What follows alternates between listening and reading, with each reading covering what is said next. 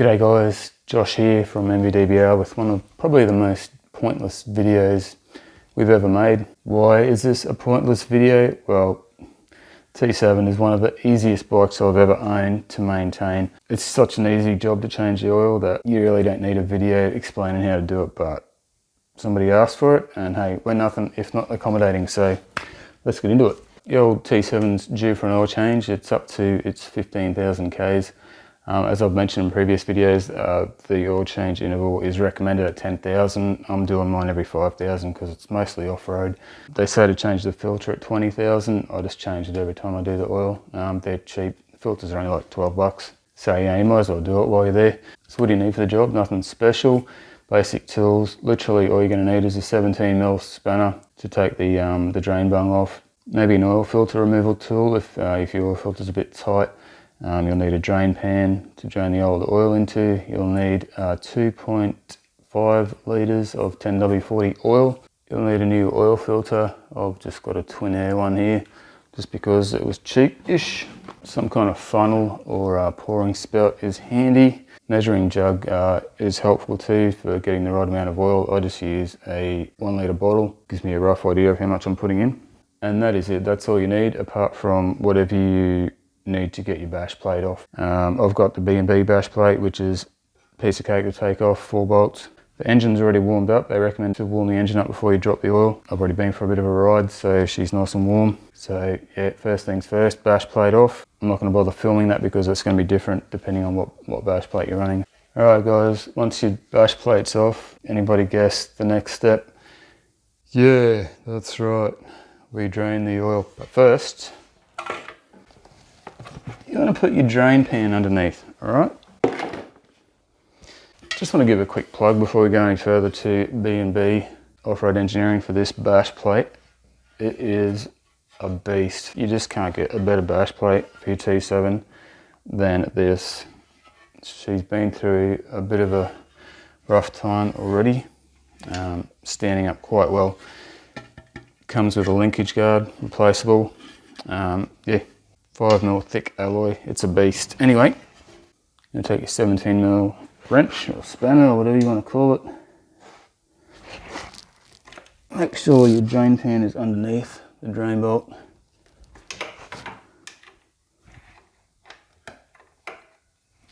Loosen it off.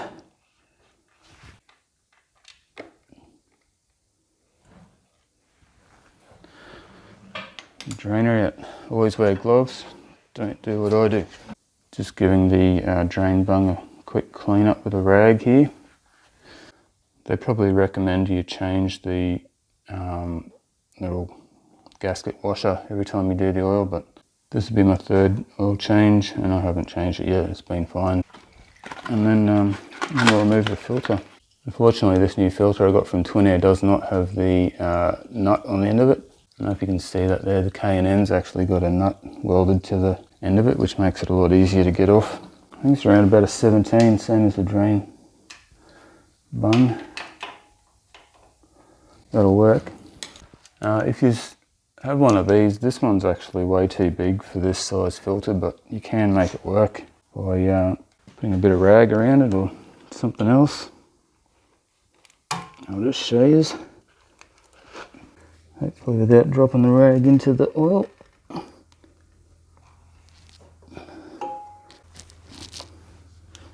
Oh, yeah. Oh, damn, camera didn't get that. There's your comedy, Jeff. Rag in the oil. Alright, anyway, that worked to loosen off the filter. So I'll just go ahead and take it the rest of the way off.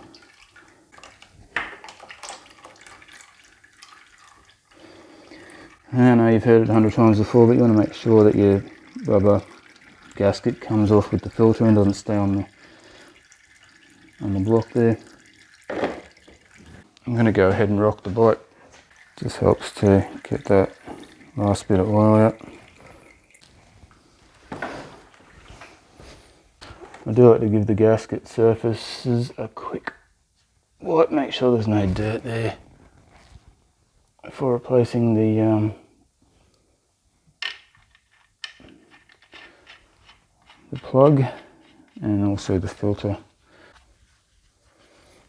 So I don't use a torque wrench for this sort of stuff, guys, but if you are one of those anal torque wrench freaks, I'll put the torque spec for the drain bolt up here on the screen for you. I'll just give it about that much. You want to be careful. I have heard stories about these plugs cross-threading and stripping and all sorts of shit. With the new filter, you want to just put a smear of engine oil around the gasket. That one's actually pre-oiled, so cool. Alright, I'll give this a quick wipe.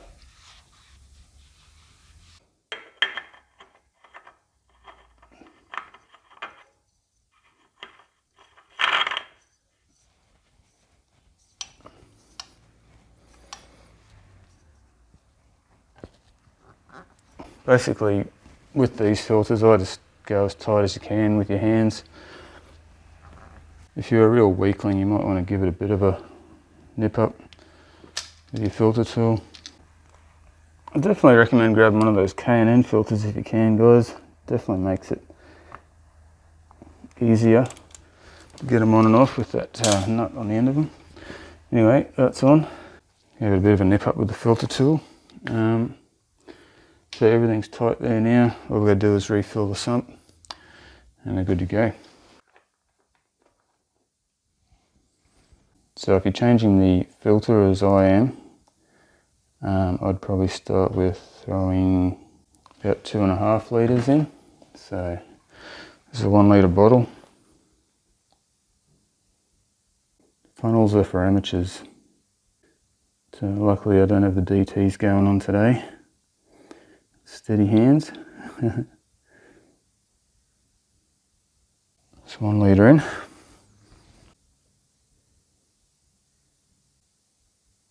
Ah, dang it. Funnels are for smart people. As soon as you spill a little bit, that's it. Even just the nozzle off a funnel works pretty well.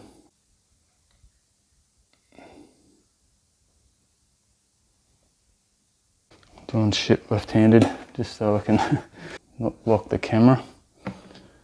Alright, I'm gonna go another 1/2 litre.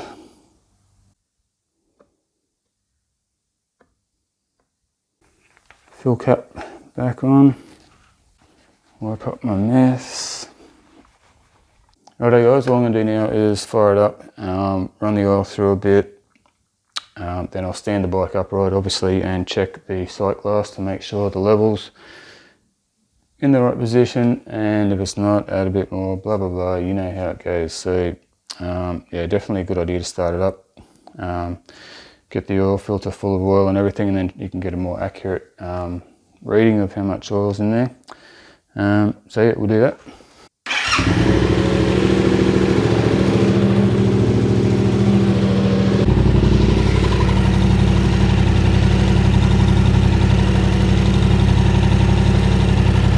So after I give it a run, have a quick look to make sure no gaskets are leaking or anything.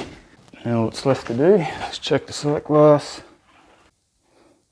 You can see there that my oil level's right at the bottom of the glass when it's standing upright. So I'm going to add probably another 100 to 200 mil and see how we go.